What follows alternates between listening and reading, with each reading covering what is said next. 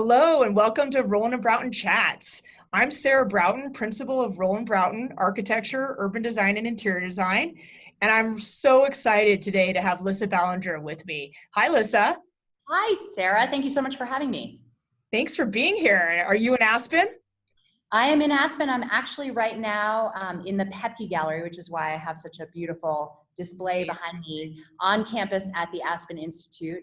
This is a sneak preview of an exhibition that I have just installed that will be featuring most of the 17 recent gifts to the Aspen Institute by Britt Beyer, who was related to Herbert Beyer. Wow. Well, I can't wait to see it. It looks really amazing behind you. So thanks for setting up in that room today for us.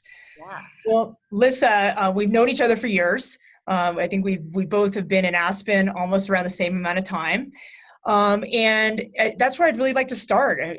We've known each other, like I said, for a long time, but it's been really amazing getting to work with you professionally right now over the last year, where we are collaborating on the Betcher building at the Aspen Institute campus and also the Resnick Center for Herbert Beyer Studies.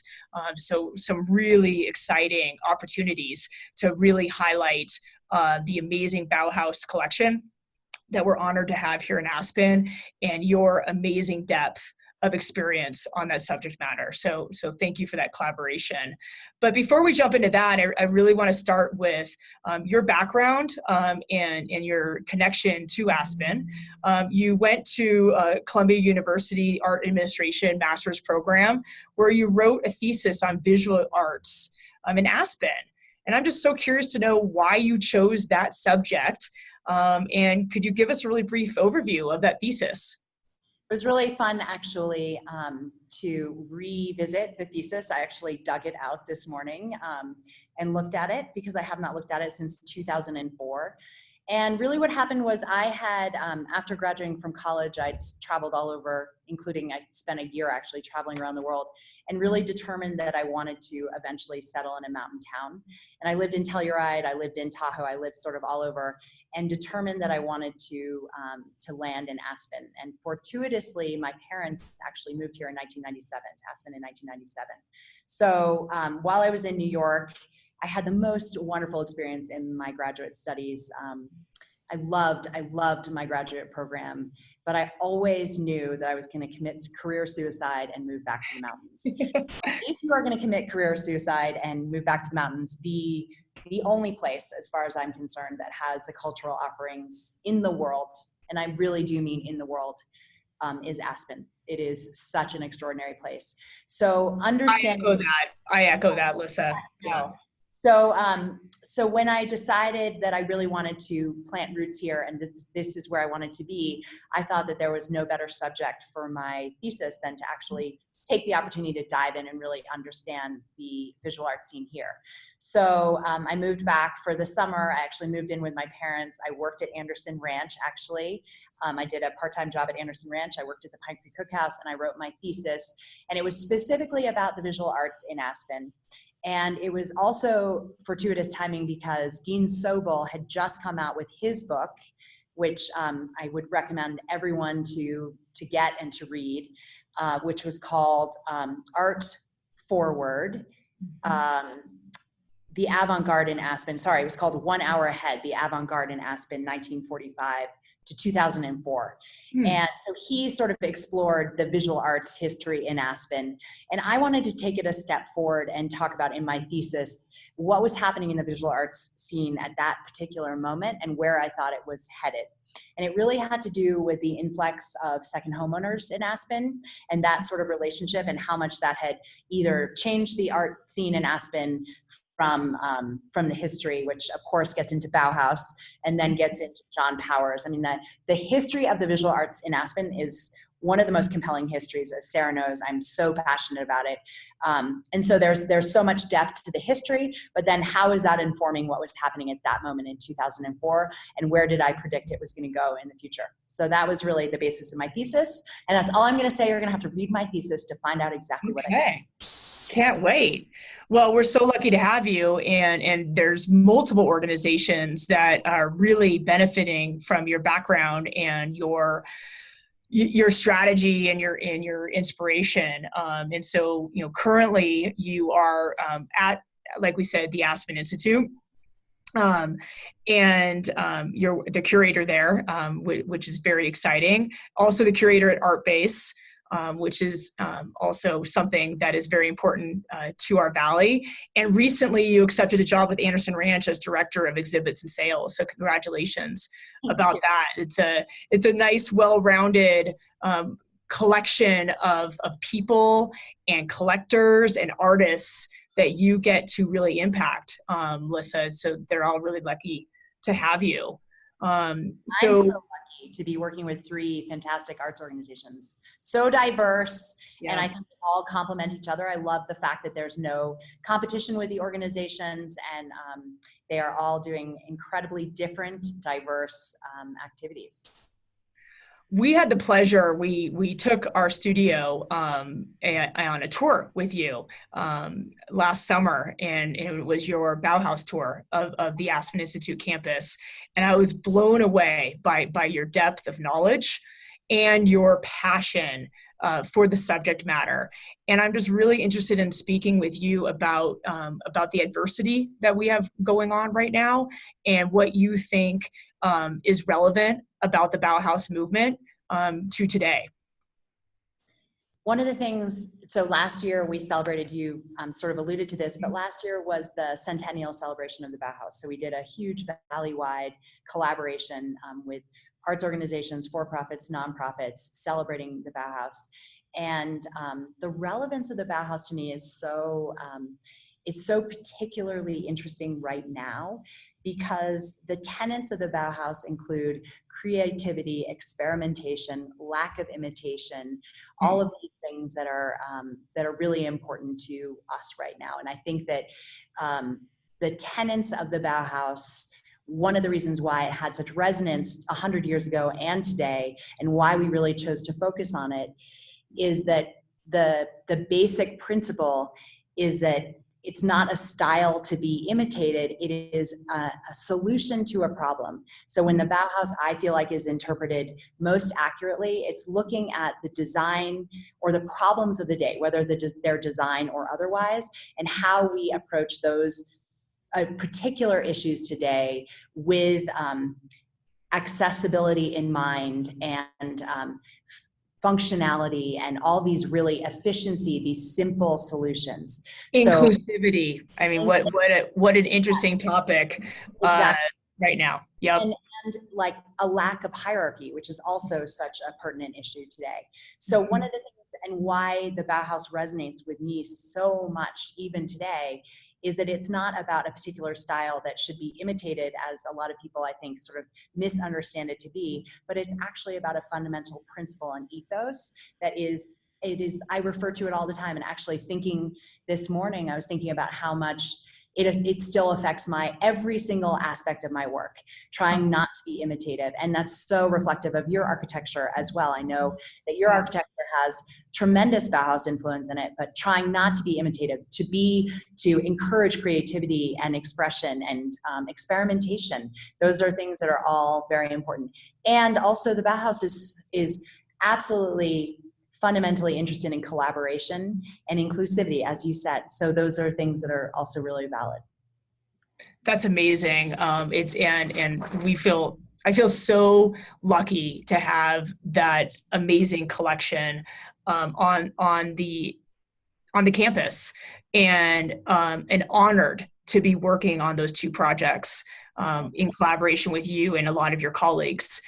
The Betcher Center is a preservation project that we're doing, built in the 70s by Fritz Benedict, and it's fascinating, and you could see the amount of experimentation that was going on with that building, some of which we need to deal with today, right? It's like insulation and and better performing building envelope while honoring the Betcher building is such a wonderful example of this emphasis on inclusion and an exchange of ideas that is so important, especially right now too, with the shape of the hexagon shape of a lot of the rooms, to encourage discussion and an exchange of ideas from all people. So Mhm. I am so happy that you are working on this building and that we are going to be able to work together. It's such an exciting project, and to get that building to be more recognized and part of the main part of the campus as well. Absolutely. It's becoming a really great node on the campus, and quite frankly, a new portal, right, to be introducing not only to the neighborhood and to Aspen and the community at large, but also within the campus. So it's very exciting. You obviously have been doing a ton of curating over the course of your career, and I'm just curious to know what is evolving in your process as a curator. Everything. I think that I don't know a single person who doesn't feel like they've had to reconsider, in a very Bauhaus way, reconsider all aspects of the way they have done things in the past. So and there's some tremendous opportunities, which I know that you are all aware of as well, of accessibility that are so exciting. For instance, at the Aspen Institute, we're doing a huge initiative to get 360-degree views, virtual tours of every single one of our exhibits. There are so many exciting aspects of that, including the fact that they will be preserved in perpetuity, that you don't actually have to visit Aspen, Colorado. Of course, we always want you to be here in person, but if that is not a possibility for you, we're gonna have these exhibitions, all of the information that has been collected in these exhibitions accessible on our website. So that's one way, just in the terms of the Aspen Institute. At the Art Base, we have done much more of a virtual presentation. Every single exhibit now is taking into consideration a person that is only able to view the exhibit by their computer, which of course is not ideal. It's not nearly, I mean, to experience like the experience that I'm having in front of these two, Yeah, it's powerful. is so different. It's a very visceral experience, yet at least we're able to share this experience in a much more, to a larger, broader audience. At Anderson Ranch, Peter Wonders has done an incredible job thinking about how to activate the campus, and despite the fact that many of the programs have been canceled this summer, he is, and I'm working on this with him, we're creating an outdoor sculpture exhibition. So thinking about ways to activate spaces that don't involve the traditional methods. So I think, one of the things that I admire so much about Herbert Bayer and his exhibition design that he did for the Museum of Modern Art and in his entire career was literally upending exhibition design. And I feel like that we're in the process of doing that right now. How do we rethink the way that people are going to see things in the future if being able to travel becomes a greater issue? All these different questions are being asked that relate directly back to some really important Bauhaus principles. Well, and so much of what I'm thinking about right now in the arts and in architecture is our ability to impact the inclusivity, the equality, the diversity. And so I'm really intrigued by what you're talking about, because by having these virtual tours, or how do you bridge the visceral online? Where are you with that? Because there's so much that the art, I think, can do on this topic. Oh yeah, and I mean, to talk about the relevance of art right now is, to me, it's such an amazing opportunity. I think about, there's two things we have going on right now very dramatically, right? We have COVID, we have the pandemic, but we also have a tremendous situation within our state about race relations. And both of them, without question, and this is always, it's such a reminder to me of how important art is in this conversation period, because throughout the pandemic, you've seen artists come up in so many different ways, giving tours of their studios and being creative in totally different ways. And also, art is such an important expression in times of great struggle. And actually, several years ago during Ideas Festival, we had an exhibit in this gallery in collaboration with the Whitney of protest posters. And I've thought about that so often during this time, about the importance of even visual communication during protest posters, and how that is another expression that's coming out as well. Like, if you look at those protest posters as art, which they are an expression, how that comes out. So I had an interview yesterday with the woman that we are exhibiting at the Art Base, Barbara Convisor, right now. Oh, And nice. I love Barbara. yeah, it's a beautiful exhibit. It's online. Please visit us at theartbase.org. But we had a discussion yesterday, and she was talking about her experience of being an artist during this time. And I'm, honestly, not being an artist, I'm so envious of you, Sarah, and other people that are able to express themselves in an artistic way to, understand how they feel about the pandemic, how to process everything that's happening in the United States right now and around the world.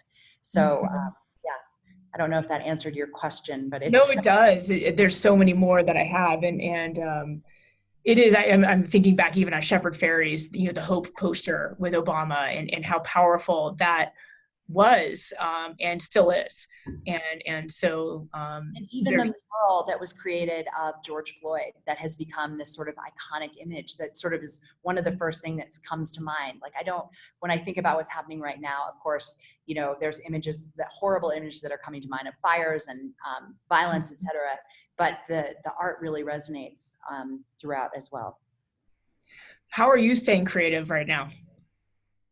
I am working my tail off to be creative.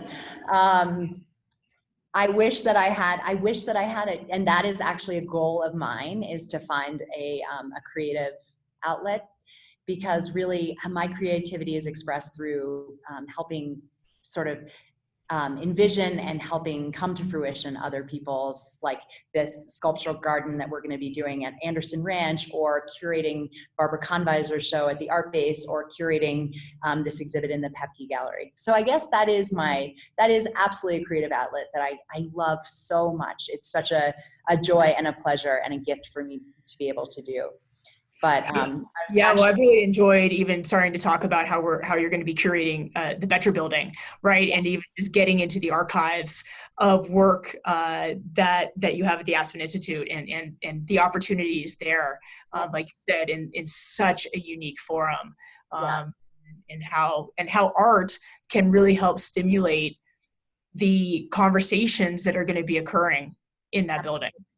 Absolutely. And I love that when we had our meeting, you spoke about that really specifically. And one of the reasons that I'm so excited to be working with you is that recognition that's part of the totality of the conversation, that it is architecture, it's the furnishings, it's the way that people interact in the building, and it is also the art that really adds and augments the conversation.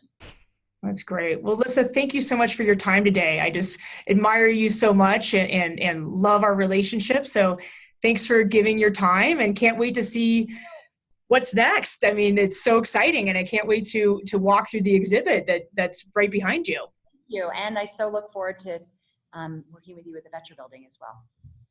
Well, great. Well, thank you, everyone. Hope you've enjoyed this R+B Chats. And thank you so much, Lissa. We'll talk soon. Great. Thank you. Bye-bye. Bye.